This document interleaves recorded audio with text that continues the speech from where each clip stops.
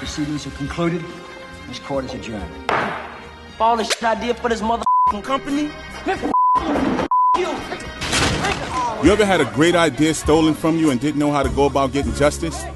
In Charles Ford's The Anatomy of a Corporate Lynching, he takes us behind the scenes of his public copyright and civil rights lawsuit against his employer, Con Edison. In this explosive page-turner, Ford writes of an idea he submitted being taken and used without credit or compensation. In a book where no names have been changed to protect the guilty, Ford details how he stood his ground legally against theft and racial discrimination. Ford's exploration of a corporate lynching attempt inspires readers to pursue justice and fight back legally in the face of corporate opposition and retaliation. The Anatomy of a Corporate Lynching is available on Amazon worldwide in paperback and on Kindle. Find Ford at author Charles Ford on Instagram.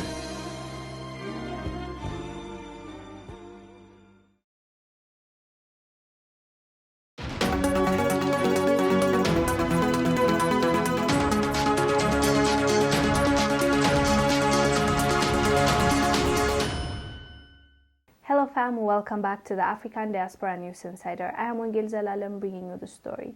Today's story is about a Missouri man that was wrongfully convicted and he was in prison for 23 years. His name is Johnny Briscoe and he went through hell and back for something that he did not do. Now that they have found out that he is innocent, he's going to get $800,000 till the age of 90. So they'll be paying him $36,000 every year. But the story is interesting, I thought.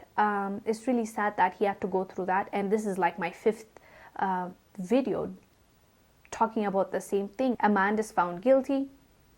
He's in jail for 30, 40 years. Evidence comes out after years of him being in prison. They will pay up like $800,000 like this one, $500,000. And that's it. All is forgiven. So I know this goes on. By now, I'm just aware that this happens quite often when it comes to black men in America.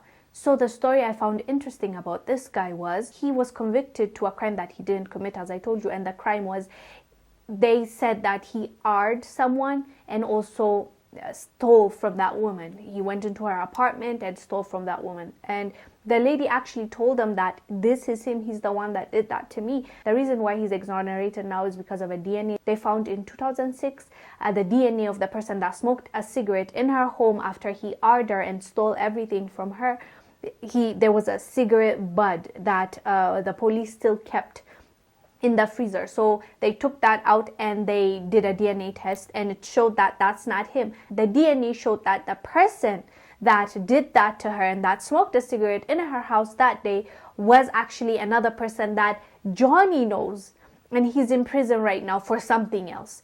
And that guy, you guys, that guy, after he arred her and did the thing that he did and he stole from her, he told her that his name was Johnny Briscoe. So he knew Johnny. I don't know why, but he threw him under the bus. He claimed that it's him. He actually went ahead. He went as far as to go and call this lady and harass her at a phone, what are those old things called? Phone booth. I think it's called phone booth. He went to a phone booth that is closer to Johnny's neighborhood and he called that lady. So the police tracked it and they found it and they're like, okay, then you said you're Johnny Briscoe. That is your name and that's your neighborhood, so we're going to arrest you. And he spent 23 years in jail for that. Now he's getting $800,000, but what does that mean? His youth is gone. 23 years in prison. Now he's coming out an older man, right? So it's really sad and depressing, but at the same time, something is not sitting well with my spirit. The fact that the person that he knew went ahead and said to that lady after he did what he did to her that my name is Johnny Briscoe, and he called her and harassed her from Johnny's neighborhood. That tells me that this guy had it in for Johnny and he succeeded. Johnny spent 23 years in prison for something that he has not done. So my thing is, just because she was told I'm Johnny, is that the reason why this lady pointed out to Johnny? Does this man actually looks like him? There's so many things to unpack here, but the sad, unfortunate thing is, as crazy as the story is, this man spent 23 years in prison, and that's time that he will never get. Even with $30,000 per month, It's just something that is not equal to what he lost. Anyways, guys, do let us know down below what your thoughts are about Johnny's incarceration and now his freedom and the story that came out. I am Wongel Zelalem bringing you the story. I will see you on the next one. Bye. Are you tired of the violence, tired of the injustice, police brutality, rampant discrimination, lack of gun control in this failed biased socioeconomic experiment called America?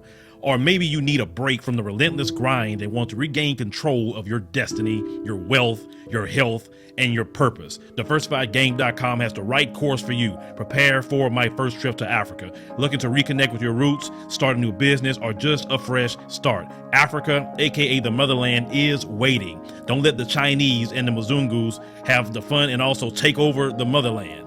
From Cairo to Mombasa, from Dakar to Cape Town, Africa has something for everyone, from business opportunities to the most amazing people, safety, leisure, and landscapes. The opportunities abound. It is time for the diaspora to reconnect with their roots. Time to reconnect with the birthplace of humanity. Africa is the last frontier. Get your head in the game and reclaim your legacy. The writing is on the wall. Babylon is falling. Give up the stress, grind, and violence inflicted on our people on this continent and prepare for a journey of restoration enjoyed by connecting with the land of your ancestors. Check out our new course and kick off your adventure at DiversifiedGame.com. Thank you for watching. Make sure to subscribe to our YouTube channel and download the African Diaspora News Channel app, now available on Google Play and the Apple App Store.